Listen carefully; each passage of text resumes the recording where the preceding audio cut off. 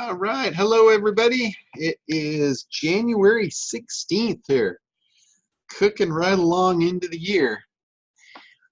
Anyway, let's go ahead, open up. If anybody's got any questions, feel free to hop on out here and go for it. Hey, Hey, there's John. there's Mr. Anthony. Hello. Happy New Year, John. I see you're finally logged into the new portal. Yeah, I popped back in again. Yeah, with Cool. some burning questions. So I figure that you're the Okay. guy who might be able to answer. One of the and I think in the chat, Gregory brought up a similar question about YouTube. One Okay. question I had, is about Amazon. I've been looking the past couple of weeks about advertising, doing some things on Amazon. And my question is, there's a bunch of keyword services, such as Keywords Everywhere for Amazon. That's one of the services. They're all claiming that they can give you search volume for Amazon. As I understand it, and tell me if I'm wrong, those are just like estimates of Google search volume. Google is the only legitimate search volume that's being released from, I think, all of the major platforms. Google is giving it to SEM Rush. And beyond that, Amazon is not releasing their search volume. YouTube, Instagram, Facebook. Is that correct in terms of keywords? Okay, here's the deal with what Google releases. They don't release real accurate information. They are hiding a lot of stuff because of the SEO industry. If you remember back when they first took over Google Analytics, it was a different program. It was actually called Urchin, and they bought the Urchin company so they could do analytics. Urchin was like the best software on the planet for analytics. It gave you everything. And Google bought it, and they gave it away. They changed the name of it to Google Analytics. When you first got that, they made it free, which, everybody loved, but everybody kind of thought they were giving up their data to Google when Google had the data anyway, so it didn't matter. But as they went on, they started removing data from that. Like, you used to be able to tell exactly how people got to your site, like what keyword they used, and then you could take advantage of that. And then they started removing that. Also, when you go into their ad platform and you go and you use their keyword tool and the keyword planner Right. tool, Right. that information is far from accurate at this point. If you have a pay-per-click program and you're running, I believe the last I heard it was like 100,000 a month, they would open analytics to you that were far more accurate because they knew you're a real player. But like, just forward facing to the open world, they're not giving out the real numbers. It's estimates, and as far as I can tell, they're way off. It's kind of just an idea. Okay. So that's something that I know about that particular thing. Now, in the Amazon world, I don't really play a lot on Amazon. I've kind of heard through the grapevine that either they've opened up or they are opening up some sort of an ad platform on Amazon, which is probably what you're referring to. I don't really know offhand how it works. I thought it was going to be like an ad banner placement within there. It might actually be, though, that they're promoting inner Amazon pages. And again, I'm just speculating on this. I'm not really certain of how they're working it. Mm-hmm. But I do know if it's not open yet, it's going to be soon, the ability to advertise inside of Amazon. I don't Okay. know. I don't know how that relates to the outside world. if they're doing something where they're getting traffic outside of Amazon, I don't really know about that yet. I haven't heard anything about that. Yeah, these services like Keywords Everywhere, that's a service. And they claim that they'll give you the search volume on Amazon. So when you're on the Amazon platform and there's a search engine on Amazon, what Yeah. is the search volume?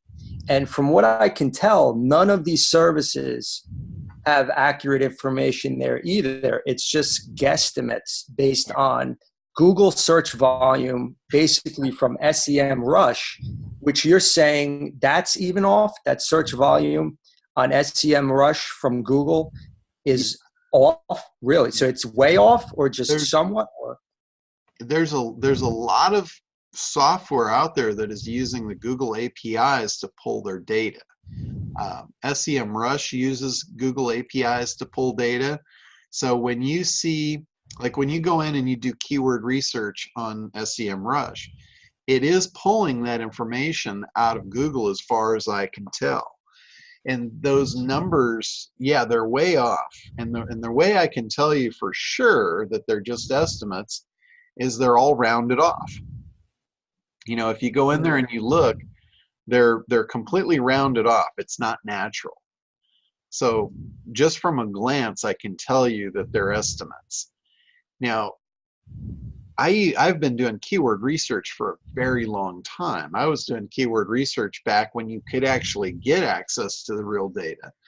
And just based on, you know, what I've seen over the years, I can tell you for sure that in a lot of cases, they're way off. They're like trying to dissuade the SEO world to attacking really good stuff is what they're doing. They don't, okay. they So don't, they're hiding. They're hiding the very good. Okay.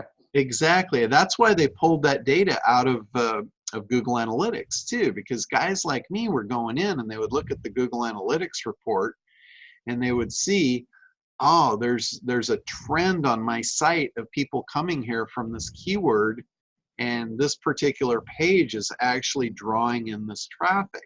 And then you could go in and you would optimize and tweak it, and everybody was doing that and they saw that and they're like, oh, we don't want to like, you know, let people look under our skirt and see, you know, see how this is working. So they removed that data. They really don't want the SEO world to know how to do SEO. And they don't want to put like targets on their back. Like if they released information that was 100% accurate and you could actually do real research and figure out, you know, where the honeypots were, then everybody would just be ransacking them, you know. So it's really kind of eliminated about probably 80 to 90% of the SEO guys, or the guys that call themselves SEO guys, because they're all just chasing each other's tail. They're all just following one. It's like the blind leading the blind. There's a handful. Let me ask you, so if, like, for example, if you have on SEM Rush right now, if you have the keyword wedding dresses, the keyword wedding dresses, it's the biggest search volume for that keyword weddings is wedding dresses. 860,000 searches a month, supposedly. You're saying that there's a keyword that's getting more search volume than that, that's not being listed on SEM Rush? Is the keyword somewhere underneath that on the list? What? Yeah, not necessarily. Where it comes into play is that's a perfect example, like wedding dresses, because we actually had a client in that niche. And we've had them back since before they started hiding this data. So as a specific example of that is we used to be able to get the data specific to wedding dresses. Like we would be able to find out what type of wedding dresses and what city particular they were looking at. So if you're like in the local SEO arena, the data is really hard to come by for local, the true accurate data. If you're doing national keyword research, it's closer to the truth. But Okay. if you're getting down into like the nitty gritty, like where a lot of money has been made traditionally in SEO and the long tail stuff, they're hiding a lot of that. So that makes sense? Yeah. Okay. Because you can tell, like if you go in and you start doing local keyword research and you start looking for, looking for the gems, and you realize, hey, there's just nobody searching in this local area, you know, that's bullshit. I used to see those numbers. I mean, they were all over the board. You look for a particular keyword in your city and you would get thousands of variations.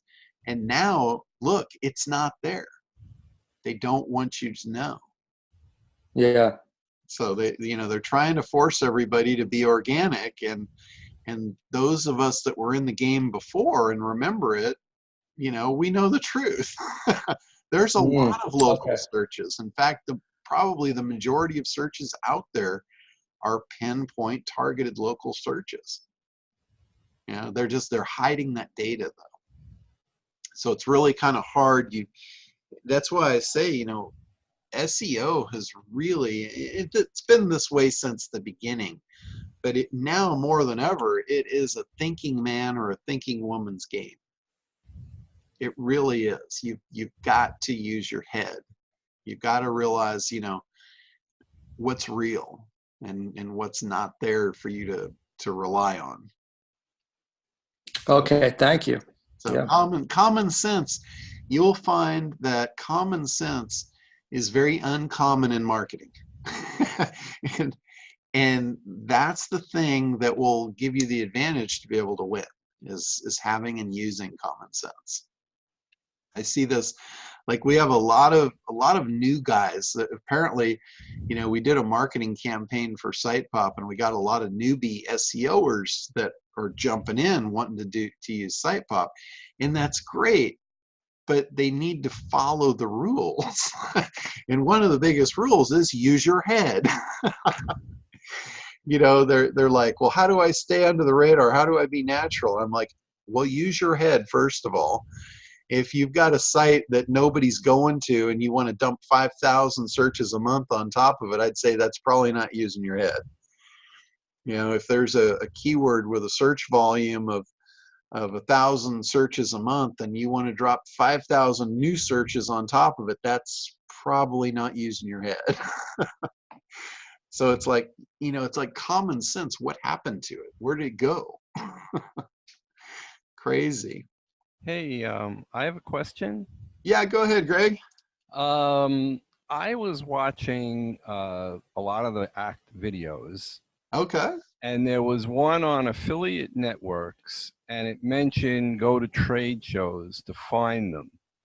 Now, the reason I'm interested in that is not so much to find affiliate networks, but I learned from my Amazon business that what really had me take off was when I started to go to like events where other Amazon people are there, so Yeah. I can really talk to them in person. Okay. And this seems like a great opportunity, but like, could you give examples of like a good trade show to go to? And it Yeah. doesn't even have to be affiliate networks. Sure. No, I was actually referring to affiliate trade shows. Like there's the big one that I'm really familiar with is Affiliate Network, or Affiliate West, I believe it's called. But you can Google them. I know there's several of them, around the country and even around the world. But another way that you could do too, you can actually run a Google search and you can get real specific on it. And in part of the search, you can put become an affiliate inside quotes. And what that's going to do, that's going to bring back all of the websites out there that have that link in the footer. That's a pretty surefire way to find out if they have an affiliate program or not really quickly. So Well, I mean, that's almost infinite. But if you're looking for one in a specific niche, you would put the Right. niche name and then become an affiliate with a plus sign in between it. So is there any like show where I can meet people who are like in SEO, or is that just doesn't exist? Oh no, there's lots of shows around the country that are specific to SEO. they're getting more spread out though. I don't know offhand of any that are just specific now to SEO, but there's a lot of them that are, it's mainly around that. One of them is the Black Hat World people have a conference called Ungagged. They do it in Las Vegas and London, typically. They do it twice a year.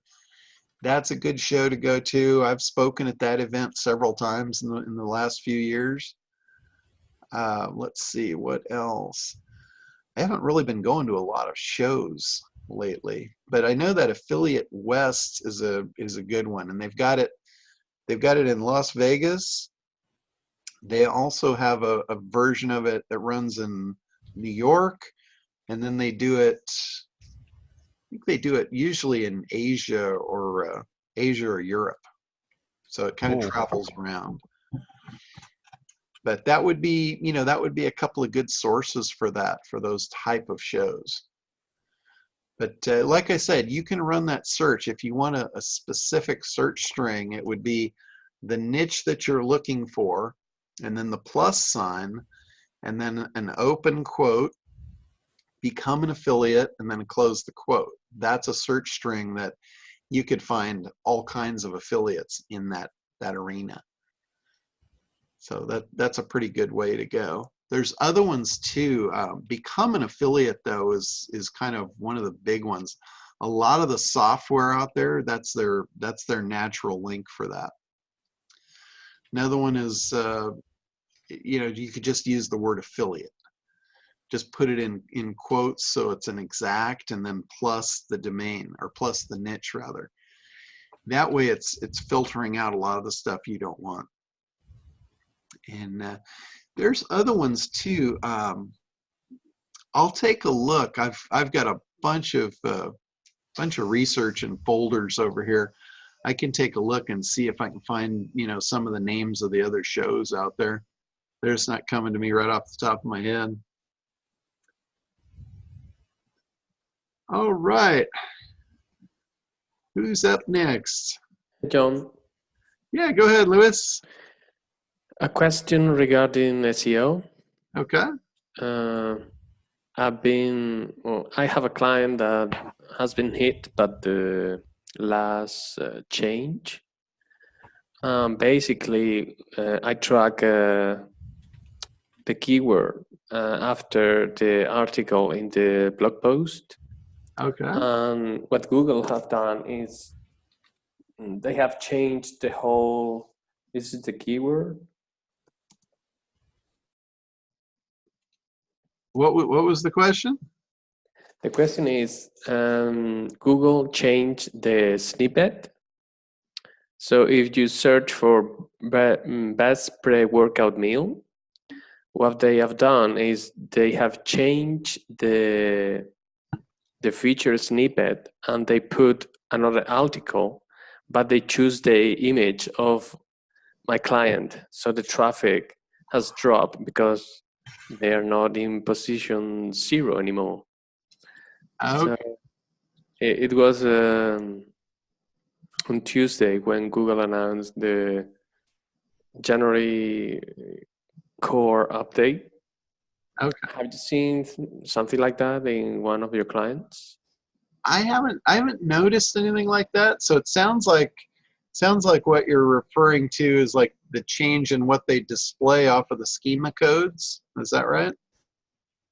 No, what I mean is if you search for this keyword, best pre-workout meal, they present to you a snippet.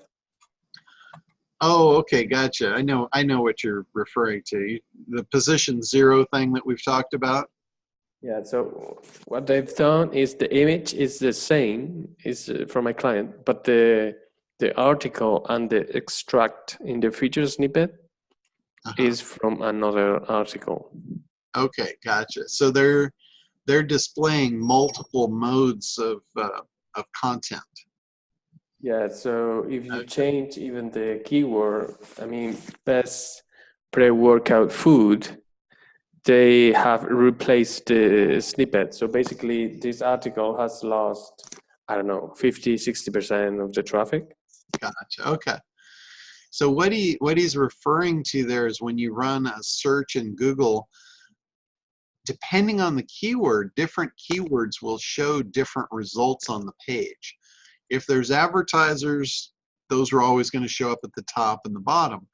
But right below the advertisers and above the organic search listings, a lot of times there's a thing called featured snippets.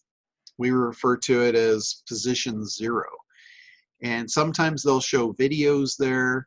Sometimes they'll show a shopping carousel. Sometimes they'll show an answers box. And if you guys do a lot of searches, I'm sure you've seen this by now. But what can happen, you can have, like in the snippet for the images, you can have one website, and then down in the answers, you could have links to other websites depending on the content. So what they're looking for, they're looking to provide the best content across multiple modalities. So they want to show you like the best image that represents that keyword, the best answer that represents the question that the keyword relates to, the best video. And I want to point out also at this point in time, anybody that's using SEM Rush to see your keyword ranking, it will show you the keyword that you rank for, and it will also show you right next to it the modalities that are open for that keyword. Like if there's a potential for you to get a video and it's got a video snippet there and you don't have a video, it's a good idea for you to make one. If you make an optimized video, it gives you a shot at that listing. So SEM Rush is really cool, and it will tell you on any given keyword what is available. Like if it says, for a particular keyword, there's images available, there's rich answers available, there's video available, if you create that content, you have a chance to play in that arena. So doesn't mean just because you create it, you're going to show up there. It's all about SEO as well. Everything, you got to connect the dots on all that stuff. But it sounds like, Lewis, it sounds like in your case, somebody that has taken the place there has a criteria that matches whatever they shifted in the algorithm that was deciding who was going to be there. So what you would want to do is look at the site that's there now and compare it to your site and see what the differences are. Is there a difference in their on-page optimization? Is there a difference in the link building? Is there a difference in social signals? And see if you can identify what it is. Whenever there's an algorithm shift and you get new results, that's the first thing that I look at. Is I don't just look at, okay, who fell, I look at who replaced them and what were the differences. And sometimes it's obvious and sometimes it's not. Sometimes there's such a woven tangle of criteria that it's really hard to figure out, but sometimes it's really easy. Like for instance, when Penguin rolled through, I noticed most of the sites that went to the top were all brand sites. So that gave me a really good clue that brand had a lot to do with it. Brand recognition, brand authority, all of that stuff. Because all those sites went to the top. All the ones that didn't have that went down. So if you can look at, what went up, what went down, and kind of, use common sense judgment to kind of tell you, a lot of times you can get the answer that way. There's guys that will do deep analysis and deep research, and they're looking for a needle in a haystack that may or may not exist. Most of the time when I've caught one of these things, it's all just been by observation. So that's the best way that I can tell you to look and see at a glance is who went up, what's the difference? What does that guy have that you don't? So it might be in traffic. There's a site out there called SimilarWeb. If you take the site that you want to look at, put it in SimilarWeb, you can kind of see their overall traffic stats. It will show you a breakdown not only of the traffic, but where it's coming from. Like you can see if they're getting a lot of social media traffic. You can see if they're getting a lot of direct hit traffic. You can see if their traffic is coming in through email links. It's really cool. It gives you a real X-ray vision of where that site's getting its traffic. So if you notice sites that went up and took those position 0, if you notice something, a pattern, then that usually gives you your answer. It might actually be the on-page factors. SimilarWeb also gives you those. Like it'll give you bounce rate. It'll give you average time on site. If the person that took the place has, spectacular user experience, you can see that might have been a factor in that. Especially if the sites that bounced out are lacking in those things. So, all right, anybody else? Yeah, I have another question. Okay, go ahead, Greg. I've seen some companies, they advertise that they provide a guest post service. Okay. Where they say they will find you a guest post opportunity on a website with a minimum domain authority, and of course, the higher the domain authority, the higher the price. Mm-hmm. And also, the higher the price, they will write the guest post for you, things like that. Sure. Would you recommend using that kind of a service to get guest posts? If you need that type of linking, they're okay. They're sometimes, well, they're oftentimes better than you doing it yourself, for sure. But what I would look at is a better source of linking is called outreach linking. I don't know if you've heard that referred to before or not. Yes. But what that is basically hunting for sources that have your traffic and getting links on those sites. And one of the best ways to do it is to find a site that's got a broken link and it's out of date. They're putting content up on that site. So you could reach out to the webmaster and say, hey, I noticed you've got an article on your site that's kind of out of date. I'm a specialist in this arena. If you would like, I can provide you some good quality content for your viewers, and all I require is a link back to me as the reference. That's the best link you can get, because there's a lot of reasons that is the best link, and one of them is when people click that link, they're going to be actually interested in your stuff. A lot of times when you're doing things that used to be really popular in SEO, one of the things was just get as many links as you could. When you're doing that today, you're getting irrelevant link sources. Google's all about relevancy. Google is all about user experience. So if you've got a bunch of links on guest posts that are not related specifically to you and they don't have traffic, all that does is tell Google that, yeah, you've got a bunch of links out there and nobody's following them. So it's not just about getting links on good sites. It's about, does that site have traffic on that particular page? And of the traffic that's there, how many of them are clicking through to you? If you got a bunch of people on a site that's not interested, like if they're forcing false traffic to that page, or they're sending, robot traffic to the page just to pump their numbers, and those users aren't real, they're not clicking through, that's not good for you. That's not really a healthy signal to send Google. Google is looking for trends. They're looking for things that are hot, because think of Google as having FOMO. They don't want to miss out on anything. If something is hot, they want their hooks into it. If something is not good, they don't want any part of it. So, the days of trickery are pretty much over.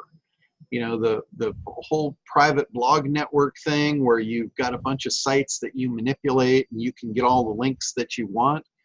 If those sites don't have value to real users that are relevant to what you're linking them to, the curtain is back on that stuff now. It's Google doesn't even have to hunt them down and kill them anymore because its algorithm does it just by default. The smartest thing that I ever saw Google do was move to artificial intelligence and start looking and measuring the actual user experience, because that's the best indicator of all of whether your site is quality and whether they should put it at the top. The SEO game is still very much alive and well. It's like, as long as people are searching and there's people to match them up with that have products for sale, that game is going to exist. I've said this, many, many times in the past. SEO traffic is by far the best converting traffic I've ever seen anywhere, bar none. And the reason being is, when somebody is searching for you, it's like, that old saying, being at the right place at the right time. Being there, showing up when somebody's searching for a product or service that you sell, that is no doubt being in the right place at the right time. There's no other advertising that I know of out there that is as effective as that. You've got all kinds of advertising platforms, but most of them are what's called disruptive advertising. When you're advertising in a disruptive mode, you better be really good, because the person's not there looking for you. Like when people are on Facebook, for instance, they're not there looking for you. They're not there searching for products and services. They're there to talk about what they're doing that's fun most of the time, or they're there to see what their family and friends is doing, see whose birthday it is. They're not in shopping mode. They're in entertainment mode. And if you come in front of them with an ad, you're going to have to do something that's very difficult. You're going to have to break their attention. You're going to have to grab their attention and pull it out of that fun mode and turn them into business mode. It's really hard to do. That's where big ideas come in. That's where, the ACT program is really good at coming up with that. It's showing you how to figure out how to grab attention of your audience, what's most important to them. But that sort of advertising, that disruptive advertising, that's the first key to it. If you can't disrupt them, if you can't grab their attention and move them, that advertising is just going to be really, really expensive for you, because you're not going to get conversion. If you don't get conversion, advertising is incredibly expensive. If you can get conversion that converts prospects to customers, then the advertising becomes a bargain at any price, because that's what you need to accomplish. If you're not accomplishing that, then you're wasting money. You're going to run out of your ad budget and you're not going to get any results. And eventually you're going to throw in the towel and you're going to say advertising doesn't work. Well, I've already been there. Yeah. I know most of the people I've ever talked to have hit that point, at some time. Especially with Facebook, because they say all the training I had say you have to A/B test and you have to let it run for a while and Facebook will optimize, but it never happens, or rarely happens, and then once it happens you try and scale up and it goes away. Yeah. So I gave up on that kind of advertising.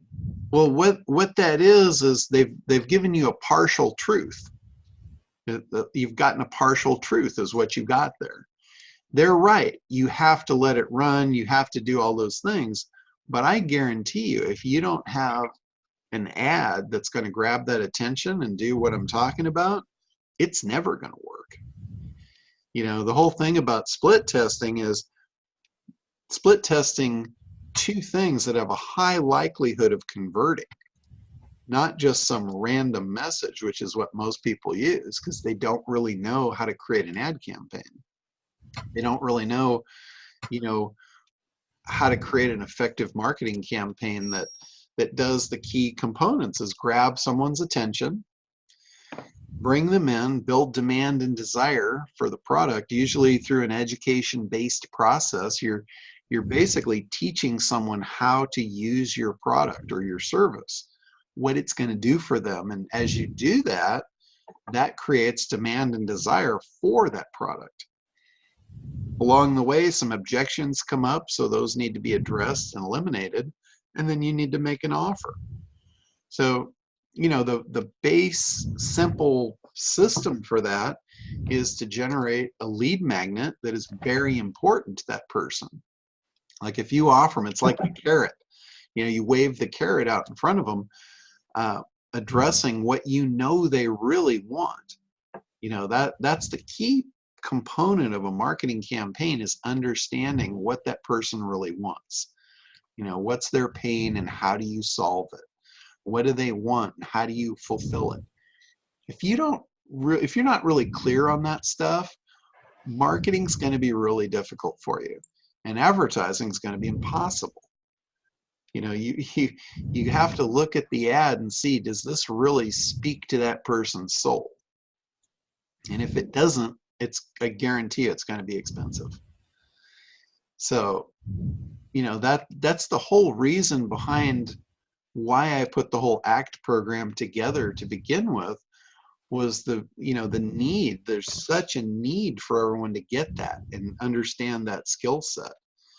You know, I've been in the traffic game for decades now, and that was what everybody knew me for, and that was what everybody came to me for, and that's what I taught, and that was the whole deal. But, you know, a few years back, I really recognized the need for conversion. You know, because all the traffic in the world is not going to do you a bit of good if you can't convert it. And they're not independent. The quality of traffic is dependent on you know, what you're trying to sell. And so the conversion rate is not just the copywriting, it's having the right quality of traffic that wants that product to begin with. Yeah, absolutely. Like ACT stands for analysis, creation, and then traffic. And the whole analysis piece, if you guys haven't gone through the program yet, the whole analysis piece, it focuses first on making sure you have a profitable market, making sure that what you're offering or selling has a home. You know, if it doesn't have a home, don't build a house around it. I mean, I see so many people that they are putting products together. They're in creation mode before they've done analysis. They haven't verified a market. They haven't segmented the market. This is another real important piece up front when you're creating a business, that not only do you identify that there's a market, but you have to segment the market. The market always exists in multiple pieces. There's always segments of every market. You know, I see so many people, they go after a market and they just want the whole market. And the reason behind creating an avatar is because you can't speak to a market. And that's what so many people try and do.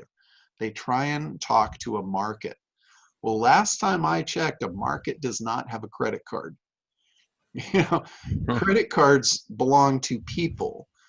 And what an avatar is a representation of a person, not a market. It's a representation of your ideal client. So what you do is you identify the market first. You make sure that, you know, this is a viable market. People in this market actually want what you're selling. And then you segment the market. And you say, okay, there's a lot of different segments to this. And I'll just use an example that I know everyone will get, and we'll use real estate. Real estate is a monster market. Now, there's a lot of segments to there, and I'll show you how you break the first one. The first major break in real estate is buyer and seller. Those are two entirely different worlds inside the same market. Yes, they're still in the real estate market, but a buyer wants something entirely different than a seller.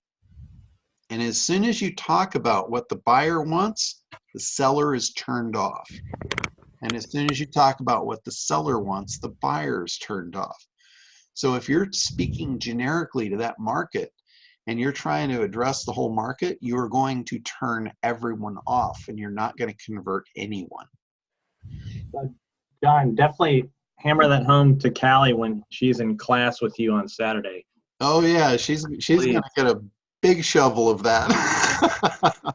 She just doesn't get it. I don't know. She's like, I want to do all this stuff, and like, okay, focus on one or two things. Yeah, that's the biggest problem that I've seen across the board, not just with her, but with everybody. And I'm included in that group. I mean, I fit the mold perfectly. It's the hardest thing you're ever going to do is create a marketing campaign that is successful.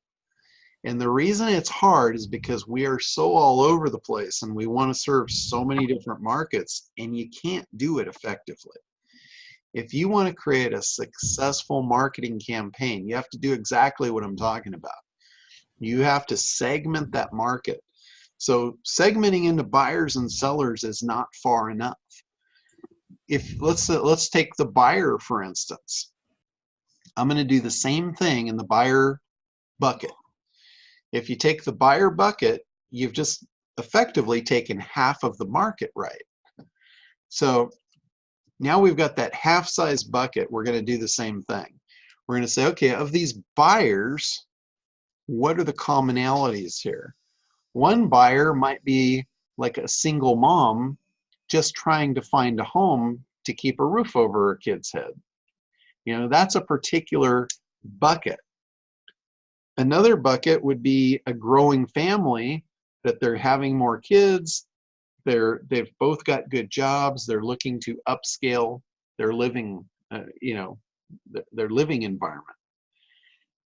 Another one is a single man that's a bachelor looking to have fun. Now, those are three entirely different conversations. If you talk about one, the other two are not going to be attracted to it. In fact, they might be repulsed by it. If you talk about why the bachelor wants the bachelor pad, the single mom is going to run for the hills. You know, it's messaging. To create an effective campaign, you have to get the messaging right. You have to understand what's important to this market segment. A marketing funnel is not to a market. It's to a very defined market segment. And if you don't get that right, your advertising is going to, back to that whole thing, your advertising is going to be incredibly expensive. This is what Google looks at. They look at how do people interact with your site. If you've got a real estate site and you're dumping a bunch of people on there and you're speaking generically and you're turning them all off and they're all leaving, you think Google doesn't know that? Do you think Google's going to want to send all of their precious traffic to that website? No. They're going to send enough to know that that site doesn't convert. They're not going to send any more. So it doesn't matter what your primary focus is. If it's SEO, that's fine. If it's marketing, that's fine. If it's creating new customers, that's fine. It all boils down to the same thing. You have to provide a good user experience. If you do that, you'll check all the boxes and you'll be successful. If you mischeck in any of the boxes, it's going to hurt. It's going to hurt across the board, I guarantee it. You know, there's no successful companies out there that don't do this. They serve market buckets, not entire markets. So you got to get that right. That is like if you don't learn anything from this, that's it. And if you don't want to do that, you should just stop. I mean, just stop wasting time and money because it's not going to work. Hey, John, sir, a related question to that. I asked you this on Facebook the other day, but I know you were busy. We haven't registered a domain name for Kartra platform yet. Okay, yeah. Right now, I registered formfollowup.com. I've had ecdailylink.com for the last 25 years, but I've never used it. Okay. What type of domain do I need to use for Kartra that's going to be effective in enticing people to follow up on that link, because that's the link that basically we're going to be using for the Kartra platform? Okay, well, again, you're trying to get something that's going to be good across Generic. a whole bunch of stuff. So for that, you're probably going to have to get a little more generic. Or, quite honestly, when you're building those pages on Kartra, those are not websites, they're landing pages. They're That's what I mean. specific Yeah, landing page. opt-in pages. So the domain, I don't really think the domain is a huge factor there. Okay. I mean, you've got marketing companies that are putting those kind of pages on their own site, and it doesn't really matter what the site is. If all of your stuff is related around promotions, you could have some sort of a promotional domain. Like, I know you can't get it, but promo.com would be ideal. Well, I just registered formfollowup.com. And also I have EC Data Link, which stands for e-commerce data link. But is an old domain better or a new domain better? That only matters if you're looking at SEO value. Okay. So if just the domain in the page, I don't really think it's going to make a huge difference as far as conversion. Yeah. If you're looking at it for, okay, which page is going to rank better, an older domain could have a leg up on that. Mhm. If ranking was your primary concern, I would go to SEM Rush and I would just put all the domains that you're thinking about in there and see which one has the most traction. See which one ranks best for the particular keywords you're interested in. Yeah, because we're going to be using, I think there's 2 domains that you get that you can actually use for a Kartra account, right, to get started. Yeah. Uh-huh. And then, so we'll use 1 or 2 of those, one for Callie, one for me on my sort of client base. Yeah. But then obviously we're going to be, getting other clients to get Kartra so that we can get a referral, and B, they would have their own account. Here's another thing to consider too. Traffic itself is an SEO value. Mhm. So if you're looking at, let's say you're looking at building these landing pages and you're looking at doing paid traffic and driving a bunch of traffic to these landing pages, Mhm. that is SEO value that you could drop on top of any given domain that you want. So if you had a main company site and you wanted to pass that SEO value to it, what I would do is I would connect the subdomain to Kartra. So that way all of your pages are on the subdomain of that domain and you can pass all that traffic through there. That's what I did with mine. I created a subdomain of dominators.internetdominators.com. So all of my Kartra pages live on that Dominators subdomain. So anytime I create a landing page or any kind of a sequence, it's all on that Dominators subdomain. So any traffic that I blow through there, the Internet Dominators site gets that recognition of having traffic coming to it. So like if Callie gets a wedding client, as your previous example, weddings.formfollowup.com would be a landing page for wedding planners or wedding dresses or whatever she's selling. I'm just making a mythical client here, but okay, that would be more of a specific thing. Like with the Dominator subdomain, I send everything to that subdomain. If I had something that was specific to weddings and I wanted to, that's kind of a very specific thing. Mhm. And if that was totally different than my main brand and company and all that, then it probably wouldn't make sense. Oh, so get a separate domain. Yeah. Okay. Yeah. Cool. If you're doing it, this is a problem because I did something very similar to what you're talking about long time ago. I created a domain for my company, and originally my company was called Limbo Vision. It still is. That's still the parent company that owns all my stuff. And back then it was a photography business. I had a photo studio and all that. So Limbo Vision was the name. That's the C Corp. Everything runs under that legally. but as I came onto the internet, I couldn't get, I wanted Limbo Land. So I created Limbo Land as my site. And I was bringing on all kinds of commerce customers, but nobody wanted to spend the money to have the commerce developed on their own domain. So I developed it on Limbo Land. And I must have served several hundred different commerce sites off of the mall that I built there out of Miva Merchant. And anyway, long story short, I had over 1 million product pages on that domain through 300 different businesses. So I was like Amazon. I had every possible product you can imagine for sale under that domain. And I was ranking, at one time I was ranking for, several million keywords on that domain. None of them were related to what I did. None of them were related to SEO or services or anything that I did. It was all related to all of that stuff.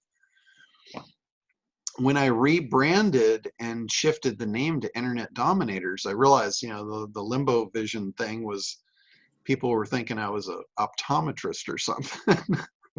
So it didn't work in this space. So I had to do a rebrand, and I went to Internet Dominators. It was almost impossible to get the stigma of that shopping mall off of Internet Dominators once I connected it. It took me a long time to do that. So if you're doing, the reason I told you that, the whole point to that was, if you've got a branded site, you might not want to connect so many different offers to it for so many unrelated things. Yeah, well, I think we're gonna, make a determination, but there's going to be landing pages for, my book, Callie's book, her projects, and we want to, I guess this is just for us, but obviously if we find a new client has the budget, spend $100 a month to get started, that's what we're going to do, is get them on Spectra. And do you have a referral link for SitePop? Is there an affiliate system for that?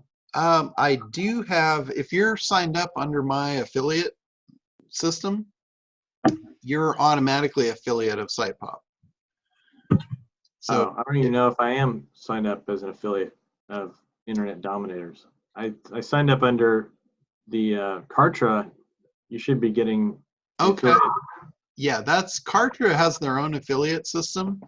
I have an affiliate program for all of my products. Like, if any of you guys know people that want to buy ACT, or people that want to buy Kartra, or any of the stuff that I sell, you can sign up for my affiliate program and get paid for those referrals.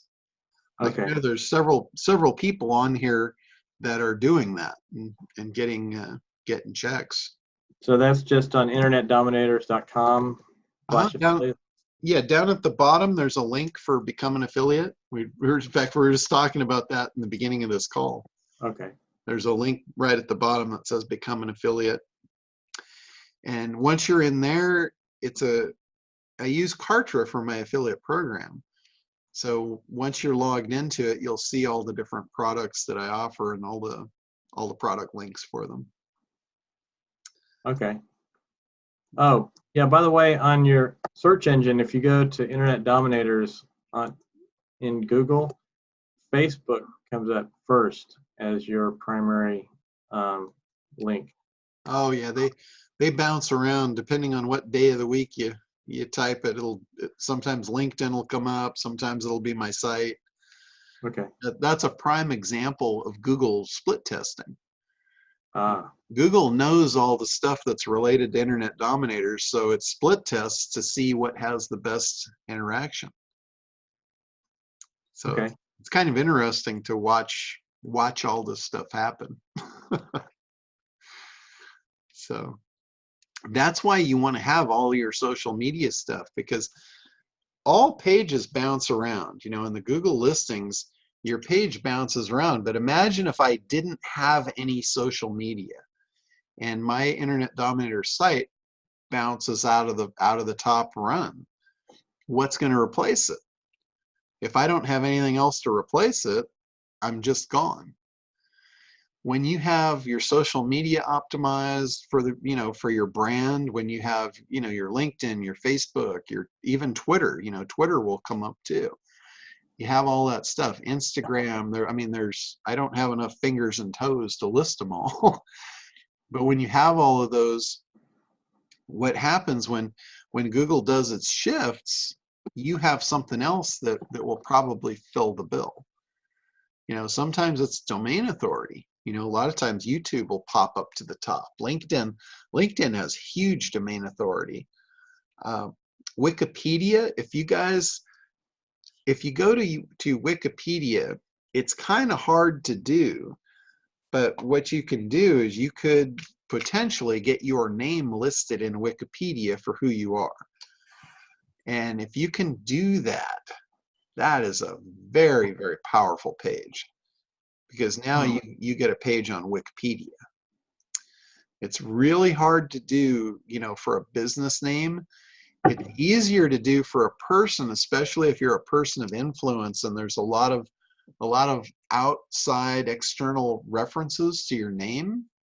It makes it much easier to get in. But that's something, if you guys have recognition, if you do public speaking and stuff like that, getting a Wikipedia profile page is huge. That's a really good thing to do. It's really, really powerful. And then you can get links from that page back to your site. A Wikipedia link is like gold. You can actually sign up. Wikipedia is an open source platform. You can sign up to be an editor in Wikipedia. What you have to do, though, you have to almost like dress up as a tree hugger to do this. You cannot look commercial at all when you're doing this process. You have to go in as just a flat out do-gooder, a librarian, a researcher, somebody that wants to save the world and just here to help. You have to shroud yourself in that cloak to get through their screening process. Because when you sign up, what happens is one of their other authors or their editors have to authorize you. And they can deny you for any reason. So you just want to make yourself as appealing as possible when you're trying to do that. Don't use a company name. Don't sign up as anything at all that looks commercial. Like, sign up as tree lover or flower girl or something something just totally generic, and just hope you get in through that verification process. Hope somebody likes what you said in your profile and they authorize you as an editor. And then once you get in as an editor, they're still watching you. They're keeping a very close eye on you for probably the first 3, 4, 5 months. So just go in, try and find things that you can add and be helpful. And ultimately what you can do, there's tools out there. You can scan Wikipedia looking for broken links. When you find a broken link as an editor, you can replace the link. Think about the power in that, for gaining high authority links. Get a link from Wikipedia. So it's a long process. It's painful. Some of us, just don't have the time or the inclination to go through that. I happen to be in that crowd. There's no way in hell I'm that patient to do that. But I know a lot of people that do, and they get really good links from it. Hey, John, I got to drop off for another call, but thank you for working with Callie this weekend to get that hammered home on, especially the first day. Oh, yeah. I look forward to it. We've got a small group here. We've got 6 coming, and it's going to be good. I'm going to take a little bit different approach, and I told her that this group is going to be the first group that's going to get something I've never offered before, and I told her it's going to make you very jealous. Yay. Well, I'm sorry I can't be there this time, but also if you can upload or send us a link, and I'll send you an email to remind you of those built for you campaigns or turnkey campaigns that are in Kartra. I think you had mentioned that you have a whole bunch of those. That Okay. So I'll send you a link to that. I think what you're looking for is on the bonus page inside the members area. I think it's might be under the resources or the bonuses or something like that. You mean in your Kartra affiliate account or your ACT? In the ACT program. Okay, I'll log in for that then. Yeah, when you log into the ACT members area, look under, it's either under bonuses or resources. And there's a list to the codes, the download codes for the campaigns that I've made. Okay, great. All right, thank you so much. Sure. There's a whole soon. bunch of them in Kartra too. There's a lot of people have been uploading campaigns in there, so there's a ton of them now. Great. So, all right, cool. bye guys. Thanks. All right, anybody else before we wrap up for today? Hi, John. Do you see my hand, Richard, there? Yeah, Richard, go ahead. Hi. If I sound goofy, it's because I am recovering now from my 5th major surgery in 3 years, and I'm finally now coming down off opioids. So if I ask some questions that sound strange, it's me, not you. So No problem. I'm trying to get back in the game here. And one of the things that looks like it's become very, very popular, and I don't know a lot. You don't know whether something's new popular just means that everybody's jumping on the bandwagon and selling the latest product that really isn't going to do anything, but you can make some money selling the product, or if it's actually a viable thing. What, if anything, can you tell me about, or do you have any thoughts about this Amazon Kindle book strategy of putting together Kindle books and putting them on selling them through Amazon? The Uber thought, at least as far as my poor drug infested brain gets it at this point, is that they have available on their site almost every scrap of information you would need to do the information, to do all the segmentation and stuff that you talk about in your ACT program. Plus, because it's Amazon, you can actually get away with doing a little bit of the dirty deeds with linking and all that sort of stuff that if you tried to do it on your own site, you'd be absolutely run over. But they're not going to blackball Amazon, so you can get away with a little bit of, a little bit of the old dirtbag stuff with linking and stuff that you can't get away with straight up anymore. At least this is all the stuff that they're talking about as good reasons why this is a good thing. And I'm trying to do enough research, but you've been around this barn a whole lot more times than I have, and I was wondering if you've heard anything about it, know anything about it, have any comments, or tip your hat and say good luck. Well, no, I have some ideas about it. I don't know anything specific to the one that you're referring to, but it sounds like something that has been recycled now over the last 5 or more years.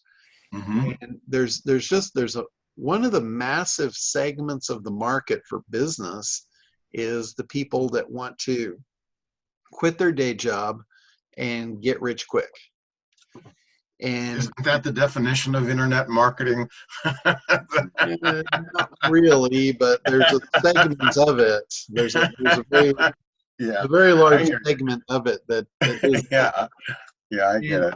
And it's all smoke and mirrors. It's all, I mean, not to say that there's not viable opportunities inside the Amazon platform. I know there are, but I've just seen a ton of programs come out, promising the world, and I haven't heard of anyone yet that has had that delivered. Not to say that it doesn't exist out there. I'm sure there are unicorns somewhere in the world, but it's not the norm. Buying one of those programs and making a bunch of money, as they claim, is not the norm. I know a ton of people that have spent over 10, some as much as 25,000 or more buying those type of programs, and I've not spoken to one yet that made anywhere close to their money back. They tied up a bunch of time in it. And, you know, with business, you have to have a strategy. There's a lot of things that you're going to see for sale in the marketplace, and they're all shiny objects. They're called such, and it's because they are. And what they're built to do is distract you from your main goal. You know, when you create a business, you're not creating a business to go out and see, you know, how many shiny objects you can buy, right? That's not typically your strategy. A successful business person does exactly what we're talking about. They identify a market that needs something. They segment it down. They find the most profitable segment of that market, and they fill a hole. You know, and they make a lot of money doing it. And what they purchase along the way is only things that are in alignment with that goal.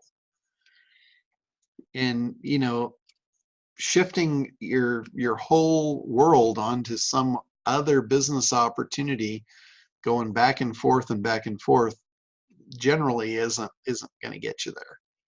Well, that certainly makes complete sense to me.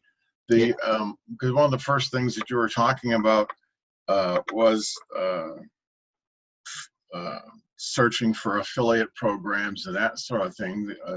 It almost sounds, from what you're saying, this is, you know, here again, maybe the drugs talking, that a well done business of going after setting up an affiliate site where you're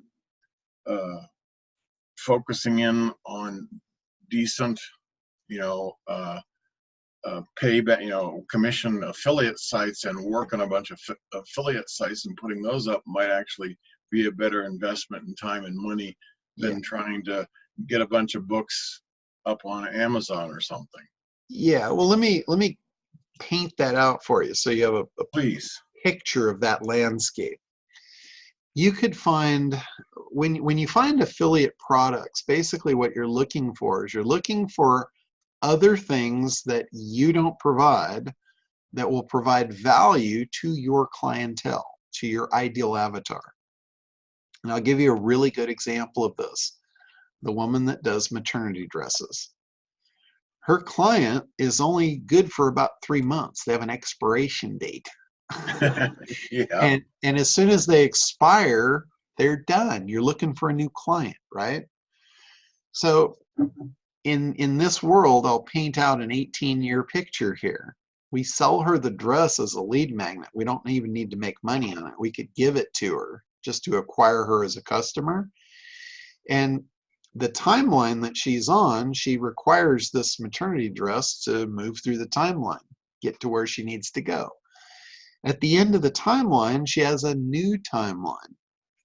You know, when she walks out of the hospital, she's got a new little bundle of joy in her arms, and she has a whole new world to deal with that she doesn't know how to navigate.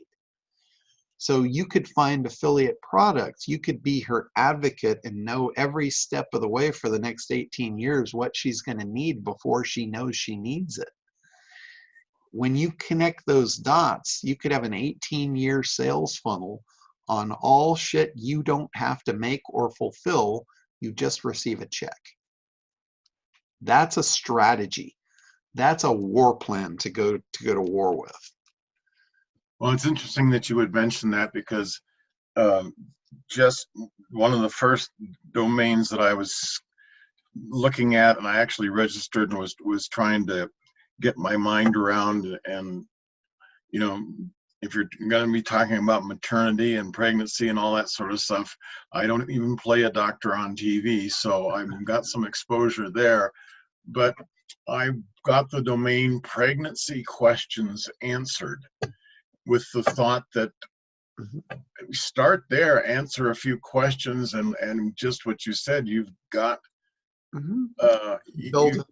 you've got a, you now have an industry that you're creating, and you sell them everything from the maternity dress through the golden book, little baby readers, all the way through the baseball mitts and the soccer balls and college tuition, application services. I mean, just keep on going.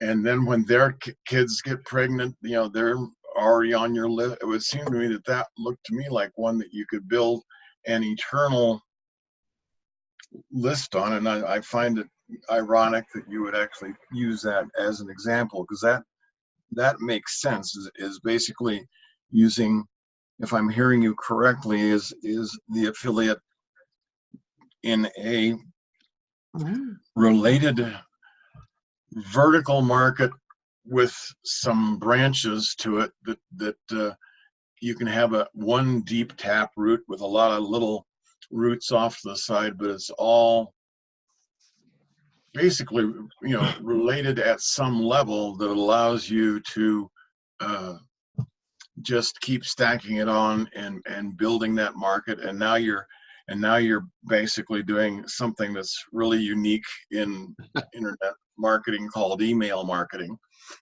Yeah, exactly. and now you're actually looking at, maybe you could actually be one of those people that makes 50 cents a month per name on your list, in which case now you actually do have an internet business. Yeah, you got it. Okay, so that is in fact what you're pointing to. Yep. Yeah, exactly. So John has a question here. I apologize, I didn't see it in the chat. You asked it twice, so let me hit that here real quick. Thanks, John. Yeah, absolutely, Richard. So John, about your two phones you've got connected to SitePop, and you're just seeing the one IP address. All we really show at this point is we show the connected devices and the IP that they're connected from. So that's why you're just seeing your own two IP addresses. We had to, in the reports, when we show the reports, we're not showing the IP address of the device that's actually crawling your site or running the search now. We did that. We removed that data to protect the network. We didn't want, somebody going out there and scraping the IPs or anything and figuring out, what our network looked like. So the only thing that you'll see is your own IPs of your own phones in the back end. Okay. Well, if I change my IP with my VPN and leave it sit there for a day or two, it shows the new VPN that I'm now using. So it's picking up my IP address that I have here in the office, but it's just when I sent them out to the two clients, it's still got the same IP address that I have, and I would have expected it to actually show the IP address of their office where they got the phone connected. That was all. Oh, gotcha. Okay, it might just be a matter of it hasn't updated. Oh, okay. So it should actually show their IP. In fact, what that might mean is it might mean they haven't even connected them yet. No, I can see the devices are connected. It's when I go to my dashboard, it's actually saying I've got 7 devices, which is what I have got, because I've got 2 laptops here, 3 phones, and 2 phones out with clients. So I can see the 7 phones.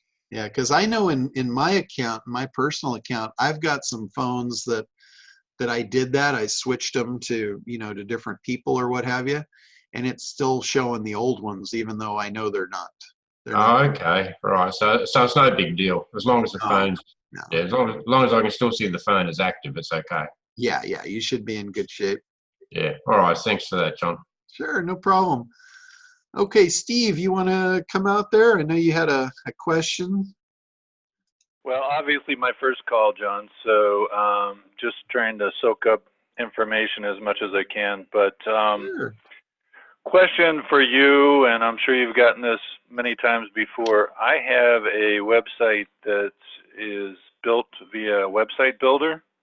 Okay. And I'm curious to hear your thoughts on what can and can't you do relative to, you know, SEO and Google optimization and stuff like that? I mean, and you know, it's a lot of point and click and drag and that sort of thing. Sure, sure. It depends on the particular website builder that you're using. Some of them allow you more access. Some of them don't. So it just kind of depends on what you have access to change in the back end. Okay. Some of the most important stuff is being able to name the pages, being able to alter the title tags, the description tags, being able to inject information into the head tag, being able to inject codes into the body. If you can't do that basic stuff, you kind of got your hands tied. Okay. If they allow that basic stuff, then they probably allow just about anything else you would want to do anyway. But if you're missing one of those basic things, then I would say you probably are very, very limited in what you can optimize on page for that. Okay. And do you have a few minutes to just chat before you all close out, just to kind of get me headed in the right direction, or are you going to have to run? I have a 12:30 appointment I've got to get to, but what were you looking for specifically? Just kind of first steps, you know, to kind of kick off where we want to go since I'm brand new. Okay, gotcha. I'm going to get you your access information over, and then once you log into the platform, you'll see there's like a quick start guide there. Okay. So that'll get you kind of walking through the program and all of that. Well, I want to run through the program, not walk. All right. Well, hopefully we'll have you run through it this week, and then next week you'll hop back on here and give me your epiphanies. All right. And this is the standard time for this call every week, is that? Yep. This is our normal time, unless I've got a speaking engagement or something that I just won't be here for. So. But normally Thursday at 11. That's our time. Okay. And you're going to email me the startup process? Yeah. Yep. I'll shoot that over to you. Okay. That's all I had. All right. Awesome. Well, I appreciate you all being on here, and great questions again this week. So, guys, I'll let you wrap up, and we'll see you next week. Thank you. Okay. Bye. Bye-bye. Thanks, John. Bye.